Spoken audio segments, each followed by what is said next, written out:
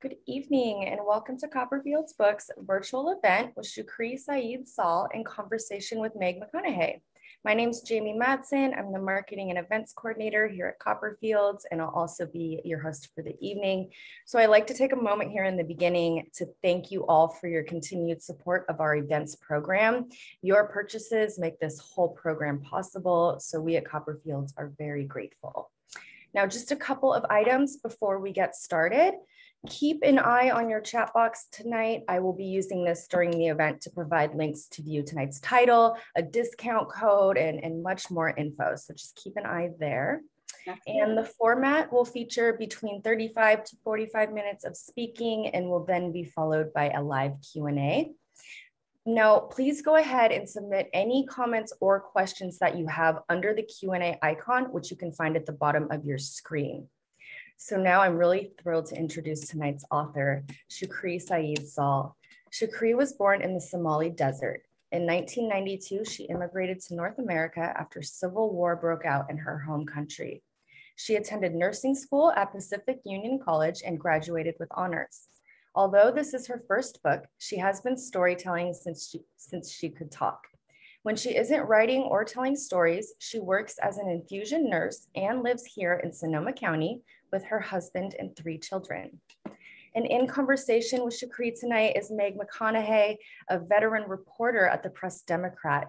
In her more than 30 years as a staff writer, she has covered many aspects of Sonoma County life, culture, and government.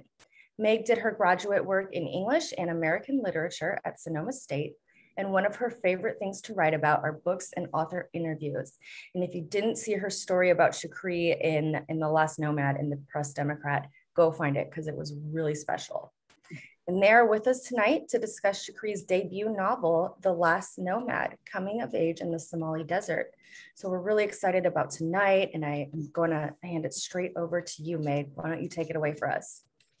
Well, thank you, Jamie, for that nice introduction. And we know a little bit about Shugri, but we're going to learn a whole lot more about her. There is so much more to her story than that. And we're looking forward to that. So, and thanks for being here with us, Shugri. Your book has a lot of important themes. But I think one of the things you do is you draw a very vivid picture of what to people in the U.S. is really an amazing and other world. You wanted to start today, I think, by doing a little reading from the book that might give us a bit of an introduction of what that world was. Yeah. First, I want to actually tell you, Meg, when you talk, I don't know if everybody's hearing, but I do hear a little bit. Is this a little bit better? Yeah, maybe it's kind of adjusting, maybe. And okay. I know, trust me, Meg, I know what you mean. This is a crazy world. And I wanted to thank you so much, Megan, for joining me again, and this time at Copperfield. I want to also thank Copperfield for the phenomenal work they've been doing with my book. I mean, my friend has been sending me pictures. You are the book of the month or the week for the Copperfield. So basically best-selling author or the book. So I guess in a way, Copperfield was the first one who made me the best-selling author.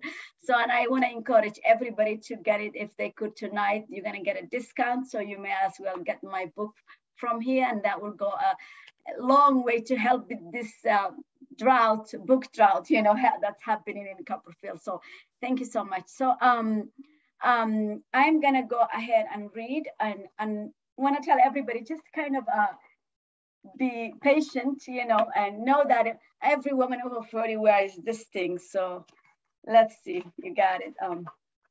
Okay, so I'm gonna try starting now. Okay, so I'm gonna read a little bit from the prologue, and I'm gonna go. It says, okay, I am the last nomad. How can I be the last when nomads still exist in that faraway desert where I grew up? So how can I make such a bold statement? What I'm really trying to say is I am the last person in my direct line to have what is lived like that. And now I feel like the sole keeper of my family stories. As I sit here in my home in California, weaving my tale for you, the weight of that responsibility, it urges me on. All of my ancestors, both sides of my family, were nomad. They travel the East African deserts in search of a grazing land for their livestock and the most precious resource of all, water. When they exhausted the land and the clouds disappeared from the horizon, their accumulated ancestral knowledge told them where to move next to find greener pastures. They loaded their pets and belongings into the most obedient camels and herded their livestock to a new home. My nomadic family was at the mercy of the weather. At the end of July, the long dry season, when the clouds finally rumble with rain, we look up to the sky with renewed hope. As the desert quenched its thirst, the red earth crackled back to life. Responsibilities ease. Adults welcome the rain with drums, singing and dancing. Children get fat and healthy. Sitting around the fire at night, they soak in the folktales and poems passed down from generation to generation. But despite the renewed abundance of food, we knew we had to preserve some of it for the dry season to follow. Sometimes droughts hit harder than usual, killing both livestock and people. Bones and twigs soon litter the train where goats and sheep once happily grazed. On those times, my ancestors ceased singing under the moon. Their drums hardened and they longed for good news. Children no longer heard stories by the fire. An old poet will bellow to the desert, voicing his agony. He will speak of a dying land taking his precious camel.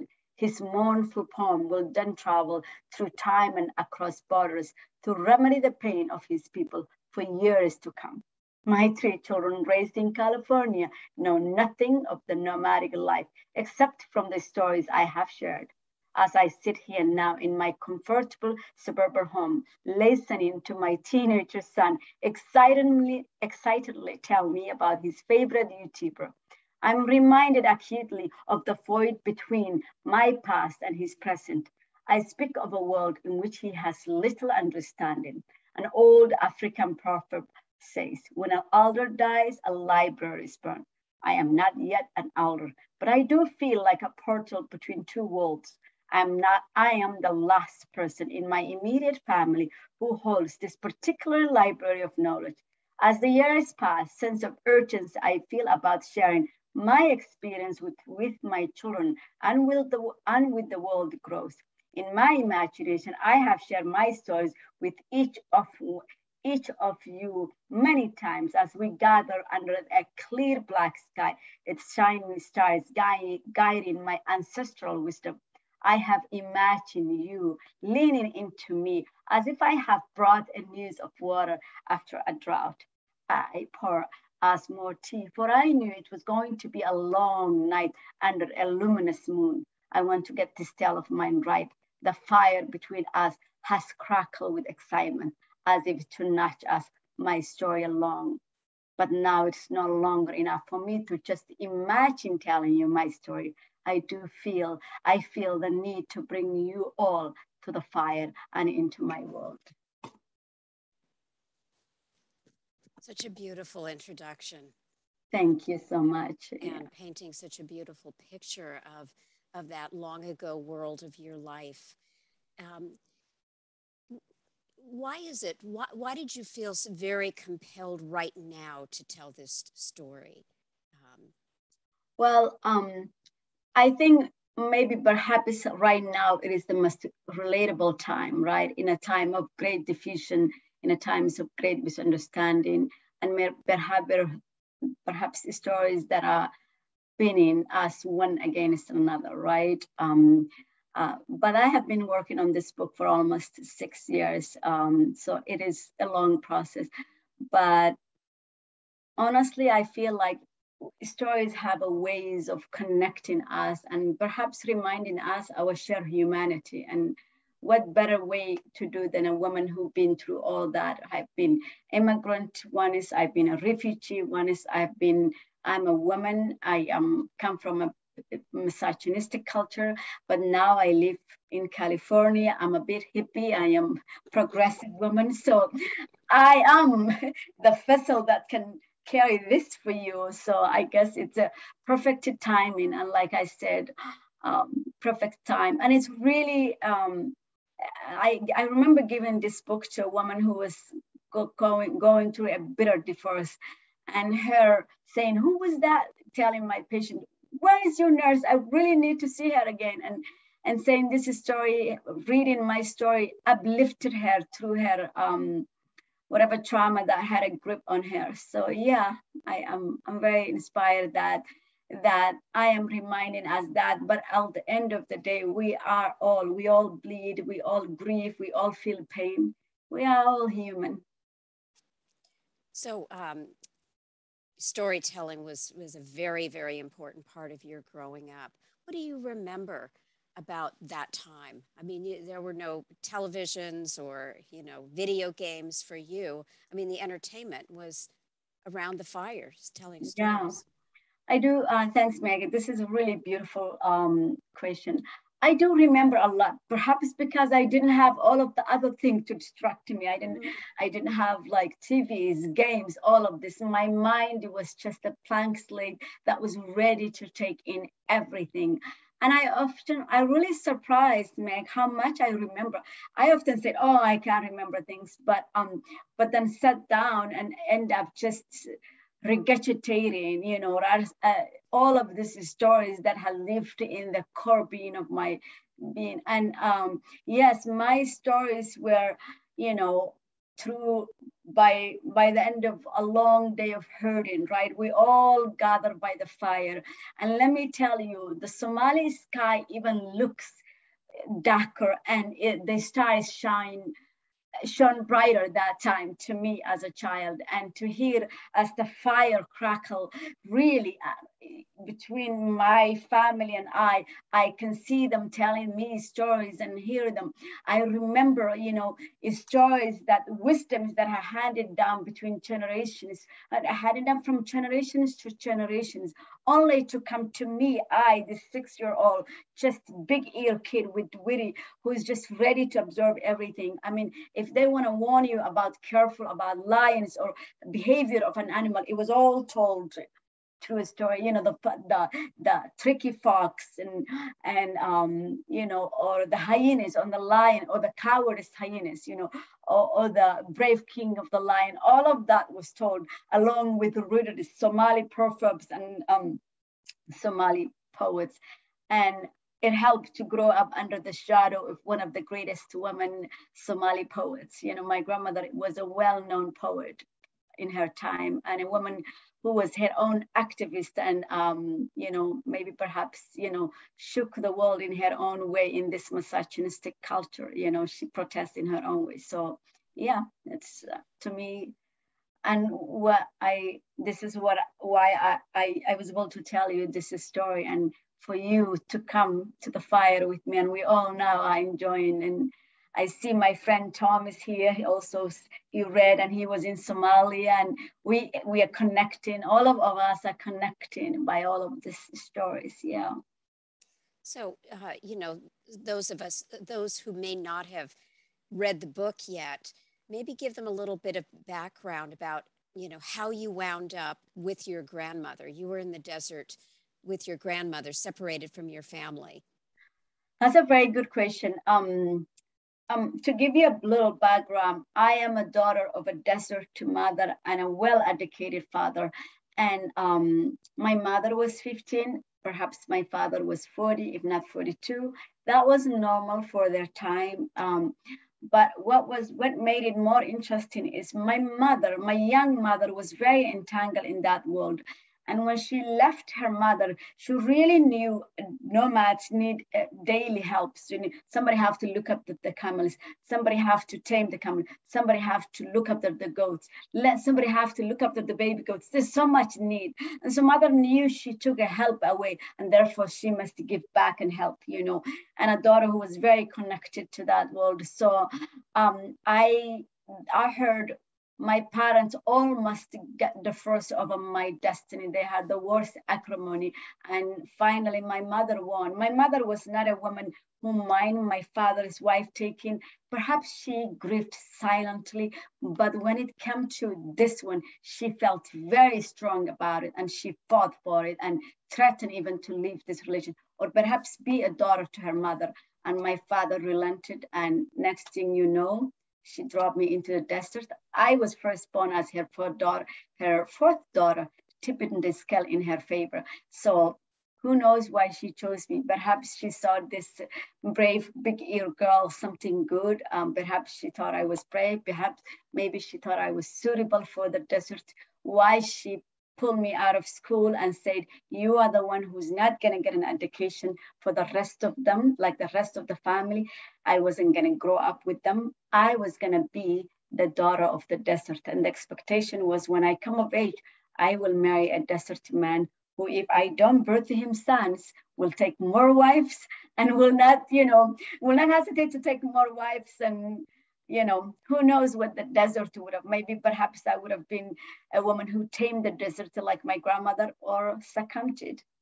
I like to think the first one that I would have fight for my life and kick those, no good husbands. But, to be another man's fourth wife, I don't know. That wouldn't sit right with me.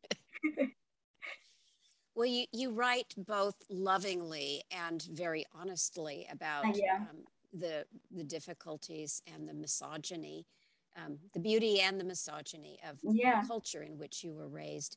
And and with some wistfulness, you write about your mother. You have a hard time remembering your mother, and I think that you had mentioned that writing this book was very kind of an important maybe way of connecting with your mother and leaving something of your mother behind. She died without any photographs. Tell me a little bit about your mom. And I think it is normal for us humans, right, to look for where we come from, right? Like, who brought us to this world? You see adopted children doing that, right? It is such an innate thing to know, where do I come from? Where do I belong? Who do I look like, And for me, it was when I become a mother that the urge to really know more about this woman, when I see how much I love my children. But also it was when my oldest daughter becomes 6, the very age I was when my mother perhaps gave me away or even subsequently passed away, was when the urge to really look for her become urgent. And I remember, looking, we come from cultures of Sufi, where stories and cultures kind of complement each other. But what happened after that was, become a land of Wahhabis and a more kind of a strict hardline. So when I started seeking her pictures and her story, everybody was like, brave for her. She was a good wife. She was this, as if that was all she was, and I'm thinking, please, people, tell me more. So in the end, it became impossible to find a picture of my mother. And there was my sister, actually, the other day told me, not long ago, Shugri, there is not a picture of our mother, she said. There was one time she got too close to take a picture because she had to go somewhere and she needed a documentation. And something came up with the children and she never went through that, she said. So you can imagine that yearning a daughter have to see, what it's like to have a mother. So I went about and I said, perhaps if I cannot find her picture, I can look for her story. And with determination and great persistence, I was able to get some story from my family, and the rest I cobbled it together from the various memories. And this book, all my siblings pick up the phone call from the various places. Hey, okay, that's what's happening. This is what there's no pictures. Oh, that story happened. Ask. Just was, and then me typing away every night as I hear all these stories, some from me and some from them, and it's beautiful because I can see how it really makes my children happy. They too now really. In one of the passage, I talk about my daughter. In that passage, I remember writing the very night it happened, just feeling like that night when I cry about my mother, just like always this thing, like, Mom, where is grandmother? Is there a picture? The usual, and then feeling at the same time, at least she has her story. So my mother is within all of you now, you are all reading about my mother, and you are all seeing this daughter of, I am my mother's daughter, the longing I had and continue to have with less degree now that at least I wrote her stories. You lost your mother, sadly, when you were very young, but you did have your grandmother, your Ayiyo. Ayiyo, yeah. Yeah, and she had a very large influence on you. What did you learn from her, and how does that influence who you are now? Well, first of all, Meg, you say Ayiyo so well, so that's bravo to you. That's a good question. You know, my Ayiyo actually, it's not like she was like, this is what it is, this is what you need. It is now retrospect, looking at back and seeing what a wisdom I drew from her without even her knowing. So my Ayiyo, like I said, was a poet, a daughter of a wife of a warrior, a woman who really did something that was even unusual for a Somali woman. My grandmother was a camel tamer. No woman tames a camel. At the time, I thought it was normal, actually, if I'm being honest. But it was my sister who told me that was not normal for, like, this is where it comes down to having a conversation with your sibling. I always remember my grandmother taming or herding camel.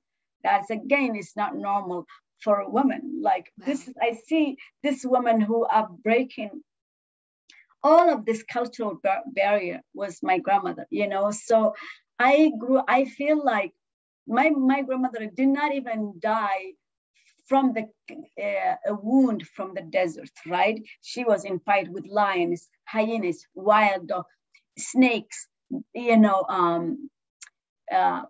scorpions. Like if I have just at that brief time I was there, if I've been bitten by a snake, scorpion, you know, chased by warthog. Imagine this woman from the moment she was the daughter of the desert. So you can see this, like the influence she has.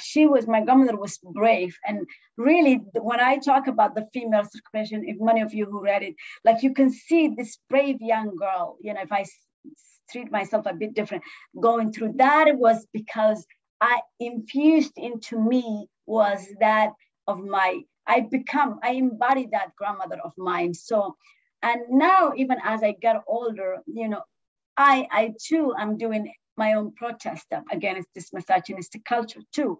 I am fighting for what's right. I am ending a female circumcision in my family, my daughters for sure. My daughters, thank God, did not even know. I have to explain. My son was like, what is that? That was done to, like you can imagine the confusion when they find out. And I'm glad they are confused. That means they didn't, the action of mutilating didn't happen to my daughters. You know, I never treated my daughters and my son different. So I think even when I tell like lonely or feel confused about life, I went to you know, hike nature. So nature is one thing that was part of me from a young age and today too. So yeah, there is so much I owe to this woman. And perhaps I can say without a question that I am because of the woman before me, you know, my grandmother. The strength that you got from her, definitely. Yeah, no question. I mean, when I think about her and I go, wow, you know, I'm not as strong as her, you know, but I am definitely getting perhaps a little bit seeped into me. And what you see is that, yeah. I think more than a little, but you know, you touched on the female genital mutilation or circumcision, which is probably going to, for many people, maybe one of the more difficult parts of the book to read and so difficult to understand. You kind of describe it, you put it in some cultural context, and while you don't in any way advocate it, you try to help readers understand that. Could you share culturally why maybe young women bought into it? I think I've told people when I was writing this book, I really want you to come with me and to understand, to gain insight to this world of mine. I didn't want to say to you, to be a victim. You know, when people write, often Westerns don't understand, because there's this story, and then it's wrapped up this, I am screaming, I am mutilated. And I wanted to say, the truth is, you know, let's back up. Let me give you a whole picture of why this culture do what it, and why if my grandmother did not do what she did, had she not circumcised me, I would not, you know, I would have been ostracized, I would have been looked down, and I would have automatically become an inferior. So perhaps by going through that, I become like every other Somali woman, and I gain dignity, confidence, all of that because of what I went through. Now, it is a bit confusing for Western culture to wrestle with that, but I also give you a whole background of why you need to understand and insight it. So starting, this is the desert people. So for them, even from the get-go, to create allegiance for safe passage, where clans, you know, like this, all Somali clans are always fighting each other. So warring squirrels, they call them, kind of, in my mind. And so you wanted to give, they need sometimes a place to get a greener pastures, or to get their water. But if another clan is dead, you're never going to get that water. So they used to give each other virgin daughters to seal the daughter. So that now those clans become, you know, connection. They have that daughter connecting them. And in that tough desert to them, those virgin daughter, she better be virgin. You know what I mean? If she's not sealed and virgin, this is gonna spill trouble. And this is where that starts. And then, of course, women perpetuated this culture. That's why you see the very woman I'm talking about so beautifully, regal grandmother, is standing above me, saying, so proud of me, I am going through. And she was especially proud of me because, unlike some of the girls, I didn't run away. I stood up with dignity and faced it. And that kind of was my, you know, stubbornness. But perhaps also I did not hide the brutality of it, right? But I think in the end, what comes out is a beautiful insight and understanding to aha, and you didn't hide the preacher. Now I understand why a Somali people do that. And perhaps when we can gain an insight to a world, we can understand even whether we want to offer them help, whether we want to understand their world. So many Westerns did not really have this insight. And now I have people saying, well, thank you. For the first time, I really understand why you guys did it, even if they don't agree with it, you know. So that is what I did. And another thing I did is, yes, there's that little girl getting circumcised, but the girl grows up. So come school age, I'm talking about girls at the school age court saying, you're not circumcised, shaming. I'm going to take you to a corner, girl, and show you I am circumcised. And instead of saying, oh, I'm mortified, she goes, oh, I lost this fight because this young girl is. So, and I remember holding my head up because I thought, you're not circumcised and I am better than you. Now that was my world. Again, that is the beauty, honest. And then, going through ages, reaching a marriage. So we dealt this issue, or maybe like I went back to Mogadishu being 18 and being curious about sex and seeing what this woman who married is going through, and me even thinking, oh my God, whatever they sealed has to be opened up by a man, kind of understanding. So you come along with me. And then finally we are unshackling all of this. So I think I'm happy the way I told, and I think it did do what it's supposed to do, make you understand without I am being the victim of it, but rather, In fact, I say, Meg, when people say, was that the hardest chapter to write? No, that was not the hardest chapter. That is the truth. I mean, we need to be truthful about this kind of thing. That was not the hardest chapter to write. And I don't know. I mean, it's just the way it is. So Shugri, what was the hardest part of your story to tell?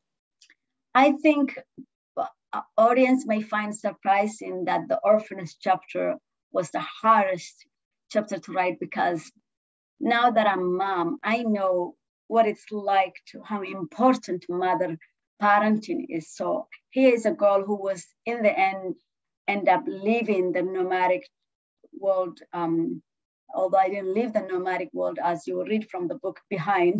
We will go back as a teenager, but basically taking away from that home and losing a mother, being thrown into an orphanage, seeing a white people the first time, saying, "These are your parents." I think that has a way of shocking. And then you see in me fleeing, trying to flee in terror, like these people who I don't understand this color of skin, never seen in my life. Now they have to be my parents, my family. I was on the run, trying to look for that fire that will shine in the distance, like many nomads do, and saying, "I'm going home." And the words that I'm saying in Somali are foreboding and sad words that says, it's almost like one si arabaya iga soo daba arab. Arabaya means it's an evening, somebody's going home in the evening, perhaps home to make home. There's a sadness to it, because you never know if you're gonna make it, and then just being chased down like a stray dog and coming back to the orphanage. The orphanage was hard. I remember getting sick. There's no mother to, when my children get sick, your mom, you're like, "Oh my God, you have a fever. Let me feed you." You let them throw up on you. I don't know if everybody does, but I put mine in my bed and they do whatever they have to whenever they're sick. Hugging you. I realized how much the loss of my grandmother, my mother, and my father, everything, that all was quite a loss. So I think that was very hard. And the second hardest one is fleeing in terror from my country and all the men who want to rape you and all of the things. Despite being that teenager invisibility and feeling brave, at the same time, it's seeing your people suffer, seeing my country suffer, seeing people kill each other was something that no one expected. And I think perhaps you identify with me. One day I was a teenager in Mogadishu, having crashes over the boy, and the next thing I'm fleeing in terror. Men are trying to rape me, people are trying to hide me. I mean, it is a lot for a young girl to grapple with, and then you are thrown into a border, and then they said, "You are now a refugee, you may not enter our country."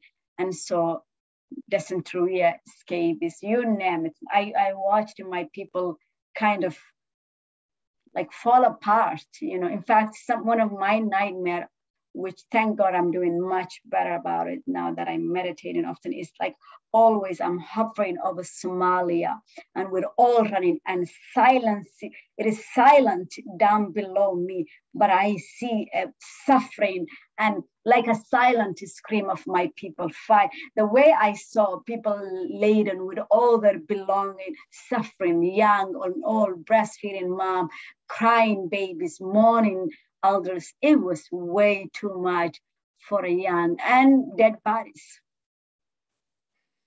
So, most people, in our kind of cushy American culture could never even fathom that.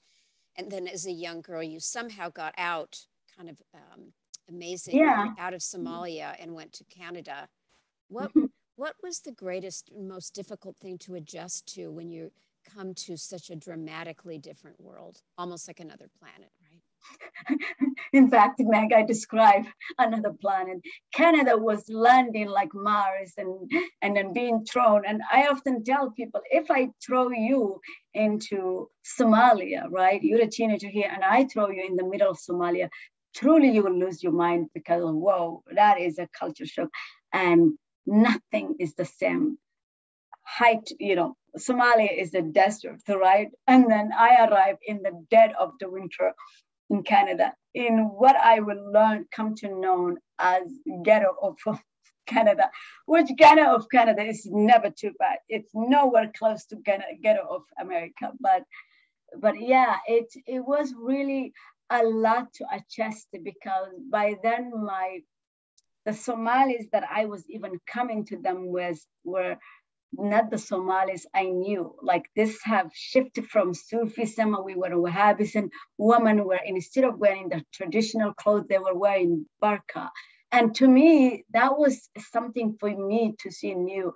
And then just, you know, here I am again, bewildered refugee who landed in Canada in the dead of the winter. So much that I felt like everything was, you know, when you start a new job or you're doing something you haven't committed, like honestly, taking a bus was like, oh, I didn't know. That was too much because the life was different. Taking escalators, elevators, escalators, I thought those guys will truly take my clothes, swallow my clothes and leave me naked. And all my African goods will be open to see everybody. It was truly like, I remember tiptoeing and the, you know, it felt really a lot. But at the same time, like if one thing is true for my people, Somalis are very adaptable. In fact, like a nomad, we still move with ease. We're not like people who stay, we are still lost in our nomadic world, moving constantly. So I end up adapting to it eventually. But I now tell people, when you see, you know, refugees or people who are newcomers, please extend your hand. Please offer them to help them with paper filling. There's so much without giving you money. Be a friend, be an ally, you know. We're not bad people. In fact, you may be surprised what you learn. We may offer you a beautiful food and a good friend who will bring you food when you are sick. It's wonderful advice and something that we could all take, Shugri. Yeah. You know, maybe just kind of one last thought here before maybe we open it up to other questions. It looks like we have a few. What do you want people to take away from reading your story? Really, I'm going to go back to Meg that stories have a way of connecting us and softening us to our heart toward each other and reminding us, to be honest, our shared humanity. Why do we watch movies and then the movies present the person as whole from the beginning to the end, and by the end that character you watch, see them suffer their childhood, you connect with them. You don't want them to die. You are rooting for them. And perhaps I think I want to make you understood, you know, like Somalis are very misunderstood people. You know, I feel like a lot of times people just paint us in one brush. These are the people, the piracy, the terrorists, you know, without trying to notice the depth that lives in my.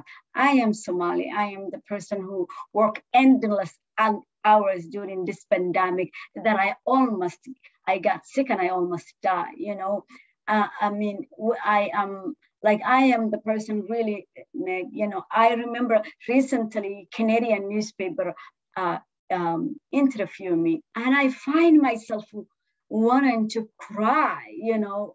Canada is like that mother who took me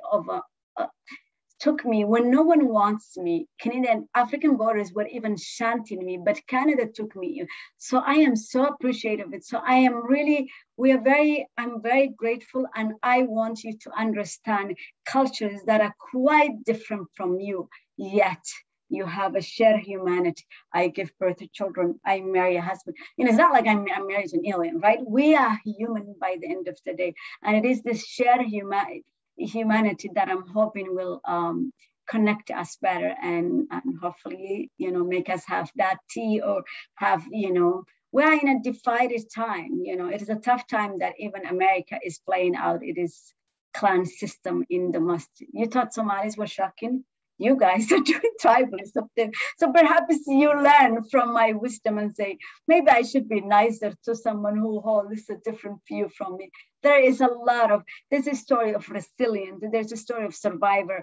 I am someone who went through all of this trauma. And I can tell you, I am quite okay, Meg. I am thriving. Like I am enjoying my life, you know.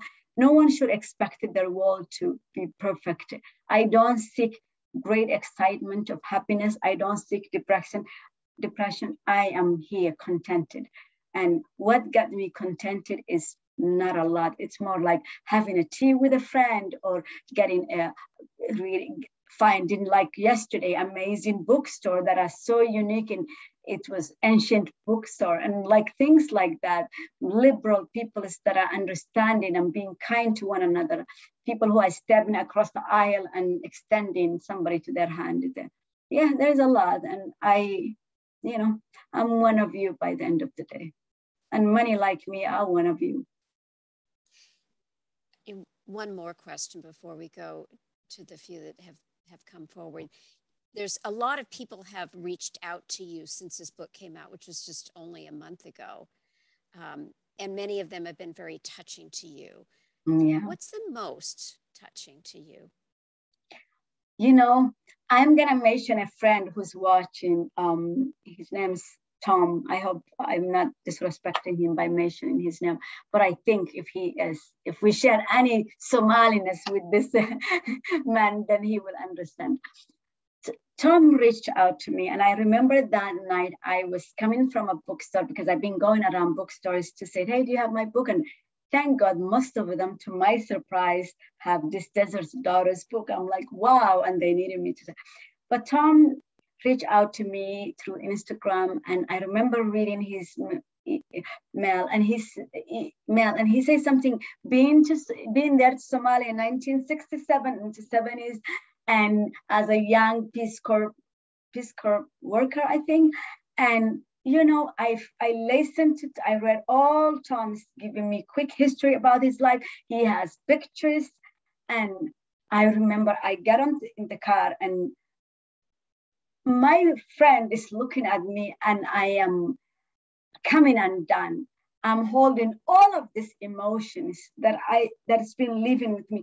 Tom is a 77-year-old white man, and yet I felt instant connection to the point that I'm now tearing up.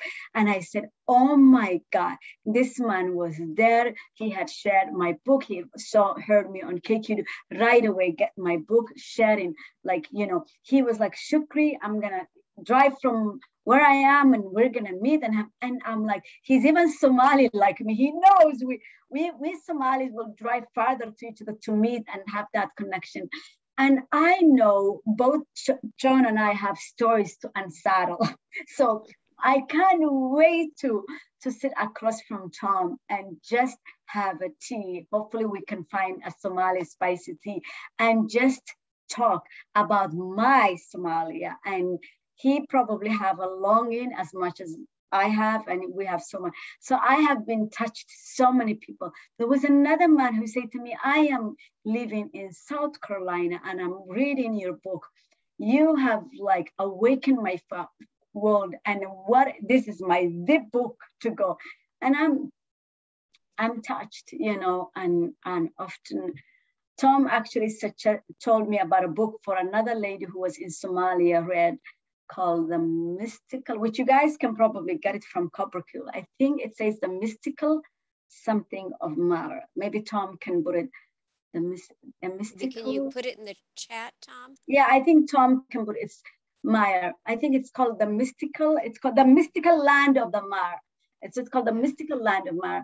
And I said, Marer, the word Mar, stayed with me, Marer, but it's a really beautiful book, and I'm now listening to that book. And I know Tom said he's going to bring me a copy, so I am going to have both editions. I'm very excited because, again, this woman is going to take me to my world, and I can't wait to read. So I think it is, I am very, very happy for all of the amazing people that are reaching me. I am touched by all of the village of people who are getting my book out there. And this is why Copperfield actually is, because there are two Copperfields, and they were both telling me people are coming into your bookstore looking for Last Nomad and asking for, telling people all kinds of stories, how they met me in a hike, on a camping in a different country. So I think everybody is becoming like the Somali nomad, being hospitable, sharing my book. And we are all connected by this constellation of perhaps the Last Nomad, my book, yeah. Shukri, I think that there's a segue there to one of the questions that came through. you know, here you connected with Tom over Somalia, which, you know, is still in your heart, but difficult to go to. So, you know, someone is asking, I wonder if your family has returned to visit Somalia or if you wish to. Me, first of all, I have to say, my sisters have returned. I was supposed to go about maybe before the pandemic. I wanted to go and actually make a documentary and visit. Let me say this, Somali and I owe each other closure.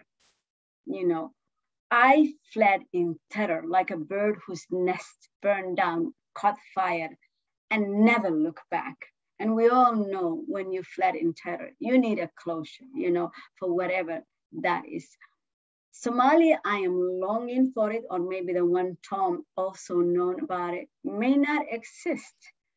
But there is something about going back to the land in that I want to go to the desert and just sift my fingers in that red earth that I once stood on top of the Duma termite mound and echoed to my goats or to my lovely tall grandmother. There is, you know, I wanted to touch the walls. There's this house, I keep saying, the last house I was in Mogadishu, which I remember a bullet hitting the wall. And that's when I realized, whoa, we are in trouble. Like, I just want to go back and know that, just feel those walls and just, I don't know, it will give me closure. I feel like touching the orphanage, all of those places will really leave this longing that I so deeply want. And I don't know how to describe the loneliness, longing that you cannot visit your country or cannot leave, go there without, you have to cover from head to toe. Like, I have to wear a burqa. I was thinking how I'm gonna go to Somalia. Am I gonna spend so much money with guards to watch me, which brings the target to me, or should I go incognito and hide it with that burqa along with just showing my, I've been really troubleshooting ways that I could, and as my book get to know more Somali. Luckily, Somalis are very happy so far with this book. We're not a people who's easily impressed. So they love that their culture is, especially those who have love. Somalis, like I said, the land of the poets. So they're very excited that this is talking about the Nomad, which is the birth of all poems, you know, and really are excited about it. And I'm very happy about it. But I no longer feel in terror or nightmare. The first time I tried, nightmares hit me one night after another. I really have to treat my body as a different entity and say, never mind, we're not going to Somalia. Stop having these nightmares. And then go back 3 weeks later, I think we're gonna go. And then it freaks out. So each time I freak out a little. Today, I'm not freaking out by talking about going, I'm not freaking out. However, I do wanna do it safely. You know, I thought about even going to Somaliland, getting closure, but there's something about going to the land where you were once and getting that closure. And if the mind wants that, I think I will probably do one day. I hope I could. That's not my demise.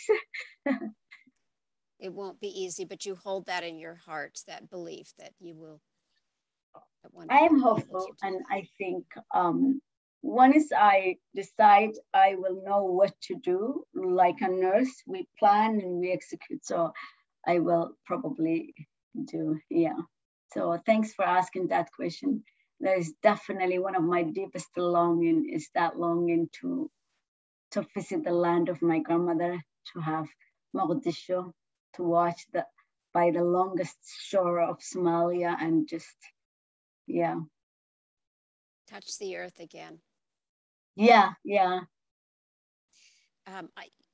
Thank you so much. I'm going to turn this over to Jamie, but thank you so much. Well, Meg, you are amazing. You did, like, I knew this would happen. It's you and I just have this woman connection that we just feel each other. We just do this dance that we can just feel each other's questions and answers. So thank you so much. I really for doing that. This has been such a gift. I mean, I feel so privileged to have been able to hear you, speak about it. We're already given the gift of the book, but I just want to share a few. We've been getting so many thank yous, and you've been getting so many thank yous. People are so sweet. Yeah, Tom is actually here, and he's been hold a second. Wait a minute. I have done my crazy thing. Okay. I was trying to I'm going to get you back. I figured this thing out. Can you see me? Yes. Yeah, sure. We can still see you. I don't know where I disappeared. I couldn't see you guys. Oh, no, we can see you. I just wanted to let you know that, Tom's been sharing these wonderful sentiments. He can't wait to connect with you. You'll have hours of discussion. Margot shared that she couldn't put the book down, and she finished it the day. Very inspirational. So many thank yous. And I do want to tell everyone that yes, this is being recorded. You will receive an email tomorrow with a link to the recording, a link again to tonight's title, the discount code. I know it was really interesting tonight. So if you just watched, no problem. We'll get you all the info tomorrow. And Shugri, this has been wonderful. Megan, this has been wonderful. I hope to have you in person for your next book. For sure, we can. It has to happen because we suffer enough. And I wanted to say, people have been amazing. This has been a tough time. And I am so proud of each one of you. This has not been easy. Trust me. I am thinking, oh my God. So I know people, it's been tough, but hang in there. Yeah. Well, thanks for giving us something to take our minds off of it. I appreciate it. Have a good evening, everyone. Again, thank you so much. And thank you. Thanks. Good night. Good night.